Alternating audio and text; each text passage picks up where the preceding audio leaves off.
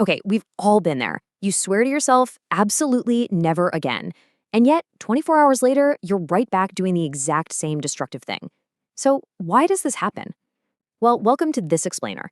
Today, I'm putting on my clinical psychologist hat to break down exactly why you've been fighting your bad habits with entirely the wrong weapons, and more importantly, how we can finally outsmart them using actual brain science. Let's just squash the biggest myth right out of the gate, okay? The belief that beating a stubborn habit is simply a matter of willpower. Society constantly feeds us this idea that if you just wanted to stop badly enough, you would. We falsely tell ourselves that our relapses mean we're just weak. But you know what? Psychology and neuroscience tell a completely different story. Bad habits, they don't just happen overnight. They build up quietly through small daily concessions.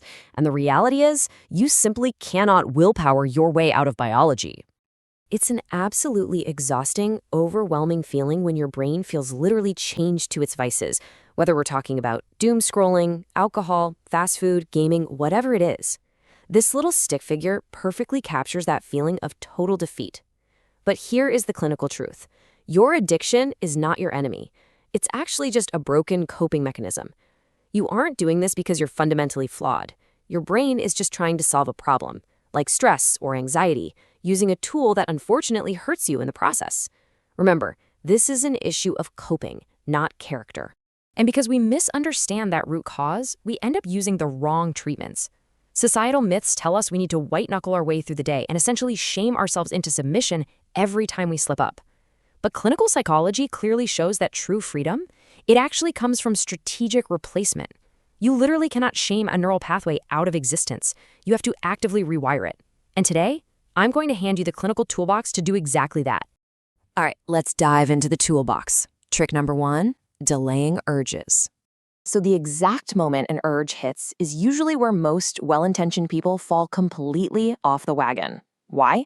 Well, it's because of something called the suppression paradox. Saying an absolute hard no creates this intense tension and fear that actually magnifies your craving. By fighting that wave of desire, you're creating immense psychological stress. That resistance turns your brain into a high-stakes battleground where, frankly, the habit almost always wins. So what's the clinical alternative here? Instead of fighting the wave, you just ride it out. You delay the decision and do something physical, which brilliantly rewires your brain from a battleground to border control. Here's how it works. Step 1, when the urge hits, don't say no. Just say, not yet. Step 2, wait 10 to 20 minutes. Psychologically speaking, urges are literally like ocean waves. They rise, they peak, and they predictably fall within that exact time frame. Step 3, during that specific window, do something physical. Stretch, wash a dish, go for a quick walk. By the time that window is up, the peak has almost always passed. Moving right along, trick number 2, redesigning environments. For this to really work, we have to completely abandon this fantasy of superhuman willpower. The crucial issue we're facing here is decision fatigue. By the end of the day, your mental battery is just completely empty because you forced yourself to make these small no decisions over and over again. Every single time you look at your phone on the nightstand and tell yourself don't touch it, you drain a little more of that battery. The most successfully recovered individuals out there, they don't rely on discipline. They rely on design. Behavioral psychology tells us that every single increase in friction makes a habit easier to quit. So, you need to strategically remove the trigger from easy reach, rather than just sitting there criticizing yourself. If you want to stop scrolling in bed, physically move the charger across the room. Hide that distracting app in a buried folder on your phone. If you want to stop drinking, literally pour the bottle out. Make the bad habit incredibly inconvenient to execute. So ask yourself right now, what can I move, block, or remove today to protect my future self? Okay, up next, trick number 3, shifting identity. Now, this tackles the single most destructive belief in habit recovery, the abstinence violation effect. It's a mouthful, I know, but it's basically that moment that turns a tiny mistake into a total catastrophe. You have one little slip up, and your brain immediately says, well, I broke my streak. I'm broken. The whole day is ruined. I might as well just keep going. But listen to me carefully. A single relapse is not proof that you are fundamentally broken. It is simply proof that an old neural pathway is still sitting there trying to rebuild itself. It's a biological reality, guys, not a moral failing. To fix this, we have to change the way we talk to ourselves. Saying, I'm trying to quit, keeps you locked into the identity of an addict. And when you inevitably slip, you feel massive guilt and you collapse.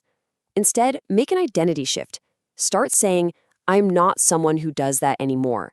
With this mindset, a slip-up is met with a simple, calm reset instead of a total shame spiral. It turns a lapse into just a minor bump in the road. You simply say, okay, that was off track, but now I'm continuing. That brings us to trick number 4, seeking connection.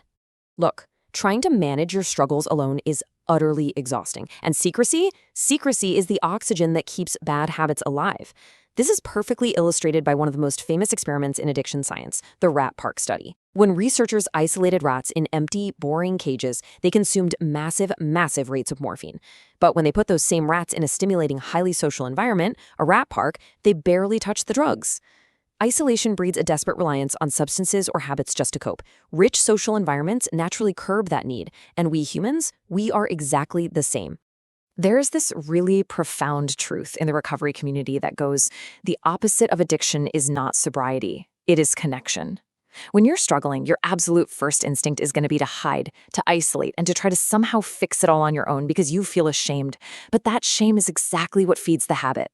When you feel the urge to hide in shame, I want you to do the exact opposite. Send one message, show up to one meeting, just let yourself be seen by someone who won't judge you. It is a game changer. And finally, we arrive at trick number 5, habit replacement.